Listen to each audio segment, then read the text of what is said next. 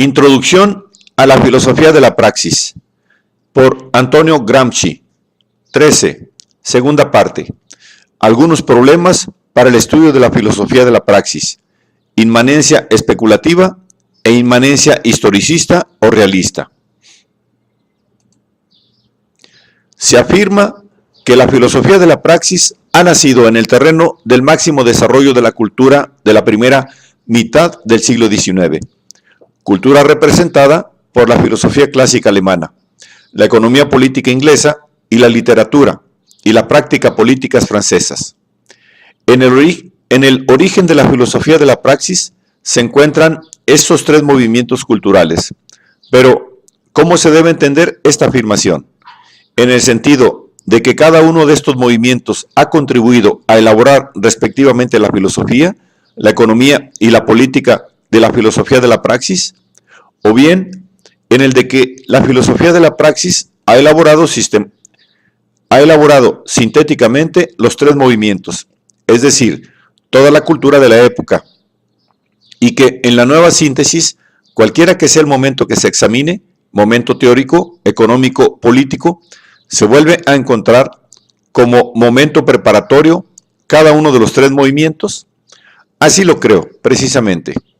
Y me parece que el momento sintético unitario tiene que identificarse en el nuevo concepto de inmanencia, que de su forma especulativa, ofrecida por la filosofía clásica alemana, ha sido traducido en forma historicista con ayuda de la política francesa y de la economía clásica inglesa. En lo que concierne a las relaciones de identidad sustancial entre el lenguaje filosófico alemán y el lenguaje político francés, véase las notas anteriores. Pero creo que se debe hacer una investigación muy interesante y fecunda a propósito de las relaciones entre la filosofía alemana, la política francesa y la economía clásica inglesa. En cierto sentido, creo que se puede decir que la filosofía de la praxis es igual a Hegel más David Ricardo. El problema tiene que presentarse inicialmente así. Los nuevos cánones metodológicos introducidos por Ricardo en la ciencia económica tienen que considerarse como valores meramente instrumentales para entendernos como un nuevo capítulo de la lógica formal o han tenido un significado de innovación filosófica.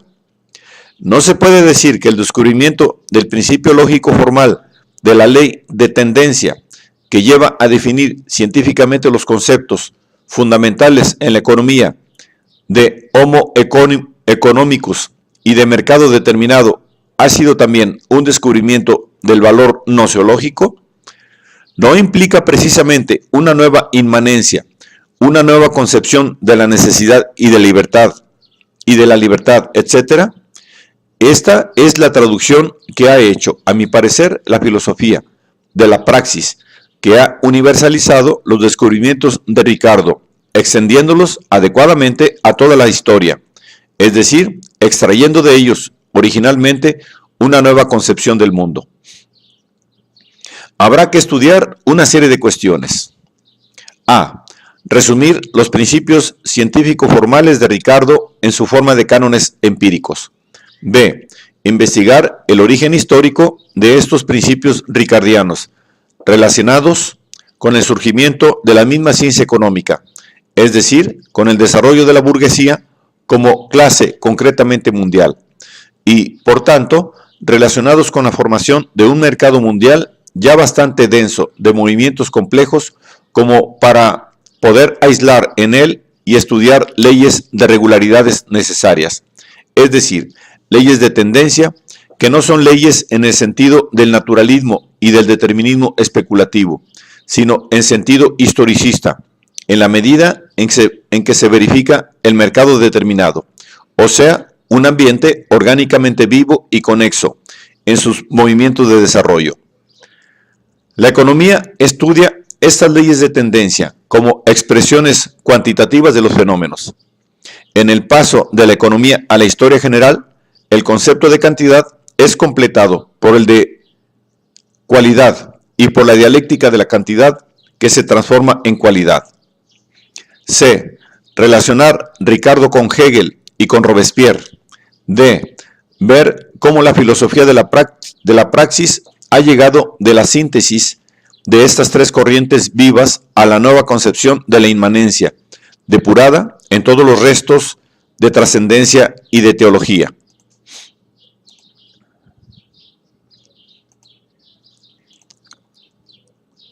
Junto a estas investigaciones habrá que realizar otra, la relativa a la actitud de la filosofía de la praxis ante la continuación actual de la filosofía clásica alemana, representada por la moderna filosofía idealista italiana de Croce y Gentile. ¿Cómo debe entenderse la proposición de Engels sobre la herencia de la filosofía clásica alemana?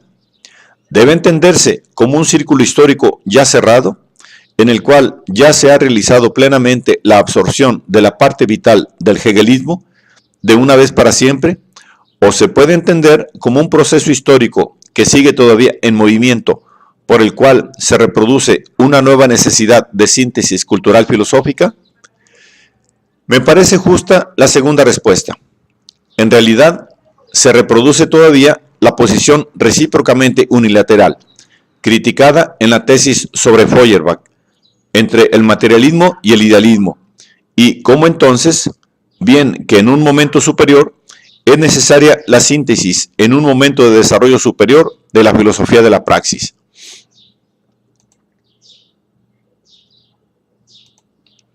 Unidad de los elementos constitutivos del marxismo. La unidad viene dada por el desarrollo dialéctico de las contradicciones entre el hombre y la materia, naturaleza, fuerzas materiales de producción. En la economía, el centro unitario es el valor, o sea, la relación entre el trabajador y las fuerzas industriales de producción. Los que niegan la teoría del valor caen en el craso materialismo vulgar, considerando que la máquina por sí misma, como capital constante y técnico, produce valor al margen del hombre que la hace funcionar. En la historia, el centro unitario es la praxis, es decir, la relación entre la voluntad humana, superestructura, y la estructura económica. En la política es la relación entre el Estado y la sociedad civil, es decir, la intervención del Estado, voluntad centralizada para educar al educador, el ambiente social en general. Todo esto tiene que profundizarse y exponerse en términos más exactos. Filosofía, política y economía. Si estas tres actividades son los elementos constitutivos necesarios de una misma concepción del mundo, debe existir necesariamente en sus principios teóricos la convertibilidad de la una en la otra, la traducción recíproca en el propio lenguaje específico de todos los elementos constitutivos. Cada uno está implícito en los otros, y todos juntos forman un círculo homogéneo. De estas proposiciones que se deben elaborar, se deducen para el historiador de la cultura y de las ideas algunos criterios de investigación y algunas reglas críticas de gran significado. Puede ocurrir que una gran personalidad exprese su pensamiento más fecundo, no en el lugar que tendría que ser aparentemente el más lógico, desde el punto de vista de la clasificación externa, sino en otro lugar que aparentemente se puede considerar extraño. Un político escribe de filosofía, pero puede ocurrir que su verdadera filosofía tenga que buscarse en los escritos de política. En toda personalidad hay una actividad dominante y predominante, y es en ella donde hay que buscar su pensamiento, implícito las más de las veces y quizá en contradicción con el expresado exprofeso. Es cierto que en este criterio de juicio histórico hay un gran peligro de diletantismo y que en su aplicación hay que ir con mucha cautela, pero esto no quita que el criterio sea fecundo para el establecimiento de la verdad. En realidad, el filósofo ocasional difícilmente consigue abstraerse de las corrientes que dominan su época, de las interpretaciones que se han convertido en dogmas de una determinada concepción del mundo, etc. En cambio, como científico de la política, está libre de esos ídolos de la época y del grupo. Afronta más inmediatamente y con toda la originalidad la misma concepción, penetra en su intimidad y la desarrolla de modo vital.